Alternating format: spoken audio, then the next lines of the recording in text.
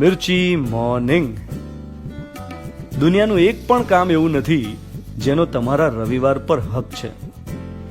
તમારો રવિવાર એ તમારો છે, તમારા પરિવારનો છે, મિત્રોનો છે. આખા અઠવાડિયામાં જેટલા વળ ચડી ગયા હોય ને એ વળ ઉતારવા માટેનો છે. અનવાઇન્ડિંગ. દુનિયાનું એક પણ ઇમ્પોર્ટન્ટ કામ એવું નથી જેનો તમારા સન્ડે પર તરાપ મારવાનો અધિકાર હોય. નિકિતાનું એક્ઝામ્પલ લઈએ.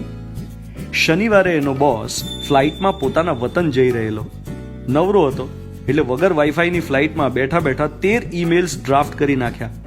જેવો લેન્ડ થયો એટલે બધા એમ્પ્લોઈઝને એણે ઈમેલ સેન્ડ કર્યા. ટાઈમ યુટિલાઇઝ કર્યો. શનિવારની રાત નિકિતાને બોસ તરફથી 13 અલગ અલગ કામના ઈમેલ્સ મળે છે. અમુકમાં એને સીસી કરેલી છે, અમુકમાં નિકિતાનું ડાયરેક્ટ ઇન્વોલ્વમેન્ટ હોય એવા કામ સોંપ્યા છે. નિકિતા કિચનમાં છે, એના બાળકો માટે સમોસા બનાવી રહી છે. હસબન્ડ ફુદીનો સમારે છે ચટણી માટે.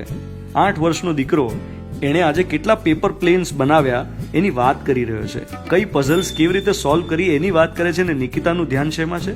શી is mentally drafting responses to the work emails. મગજમાં આવતા અઠવાડિયાનું કામ, બોસને શું જવાબ આપવા એ ચાલે છે. અને થાય છે ફેમિલી ટાઈમ કોમ્પ્રોમાઇઝ. દોસ્ત, અઠવાડિયાના આઈડિયલી કેટલા કલાક કામ કરવું જોઈએ ખબર છે? 40.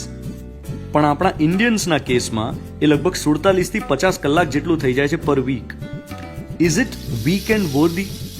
શું આટલું કામ તમારા રવિવારનો ભોગ લેવા માટે યોગ્ય છે?